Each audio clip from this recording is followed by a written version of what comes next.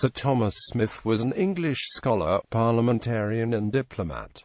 Early life. Born at Saffron Walden in Essex, Smith was the second son of John Smith of Walden by Agnes, daughter of John Charnock of Lancashire. He was educated at Queen's College, Cambridge, where he became a Fellow in 1530, and in 1533 was appointed a public reader, a professor. He lectured in the schools on natural philosophy, and on Greek in his own rooms. In 1540 Smith went abroad, and, after studying in France and Italy and taking a degree in law at the University of Padua, returned to Cambridge in 1542. He now took the lead in the reform of the pronunciation of Greek, his views being universally adopted after considerable controversy. He and his friend, Sir John Checkie, were the great classical scholars of the time in England. In January 1543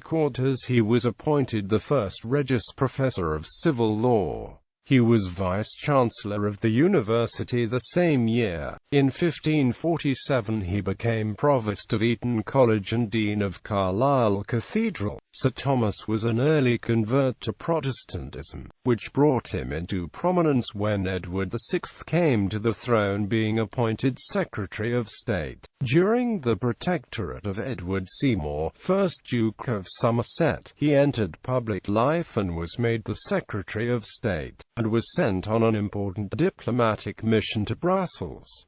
In 1548 he was knighted. On the accession of Queen Mary I he lost all his offices, but in the reign of her sister, Elizabeth I, was prominently employed in public affairs. He was returned as Member of Parliament for Liverpool in 1559.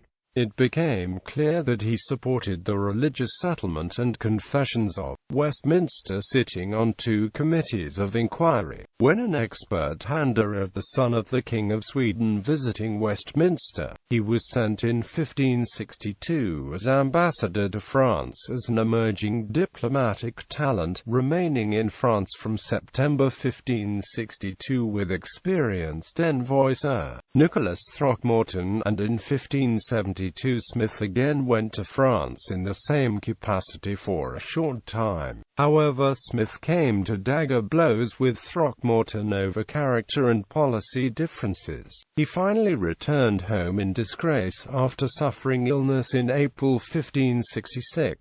All was not lost because Smith remained one of Elizabeth's most trusted Protestant counsellors.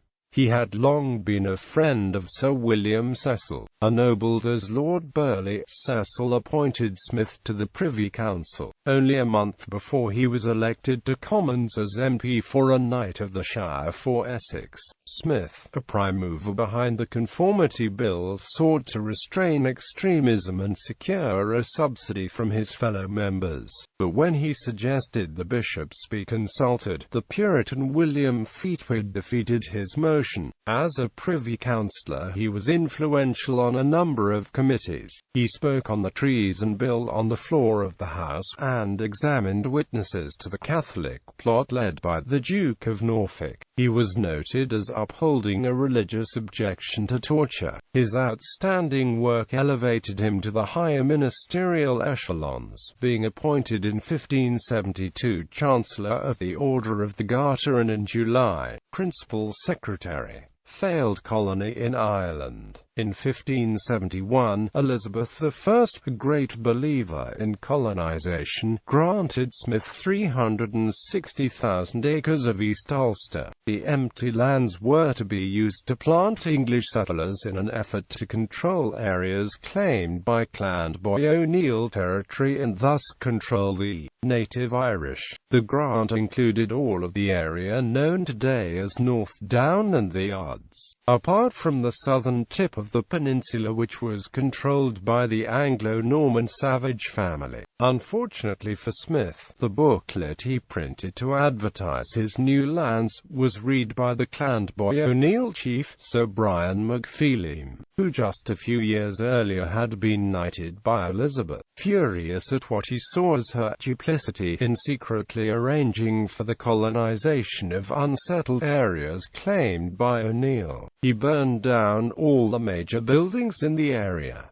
The owners objected but could do nothing. This made it difficult for the plantation to take hold, then launching a wave of attacks on these early English settlers when they arrived. The O'Neills scorched the land Smith was to develop, burning abbeys, monasteries and churches, and leaving Clandeboy totally waste and void of inhabitants. Smith, who was also a Member of Parliament for Essex in 1571 and 1572, died on 12 August 1577 at Hill Hall in Essex. Marriages and heirs. Smith married firstly on 15 April 1548, Elizabeth Carcecchi, the daughter of a London printer. He married secondly on 23 July 1554, Philippa Wilford, widow of Sir John Hampden of Greathampton, Buckinghamshire, and daughter of the London merchant Henry Wilford. Smith had no issue by either marriage. His heirs were his younger brother, George, and George's son, Sir William Smith of Thaden Mound, Essex. Sir William Smith's daughter, Frances Smith, married Sir Matthew Brent, owner of the land on which the first and second Globe Theatres was built. Edward de Vere, 17th Earl of Oxford, was brought up in Smith's house and tutored by him. Works. Sir Thomas Smith's book De Republica Anglorum, The Manner of Government and Policy of the Realm of England, written between 1562 and 1565, was first published in 1583. In it, he described England as a mixed government and a commonwealth, and stated that all commonwealths are of mixed character. Smith also authored Director and Amp, Amendator Lingvi Anglici Scriptiona, Dialogus, Bibliography. Armitage, David. The Ideological Origins of the British Empire, p. 238.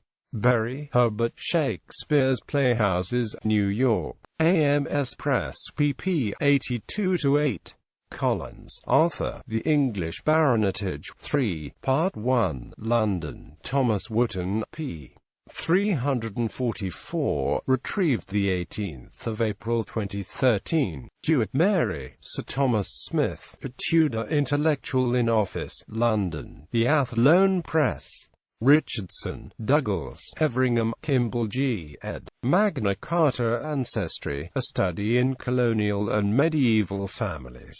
2. Salt Lake City, ISBN 1449966,381.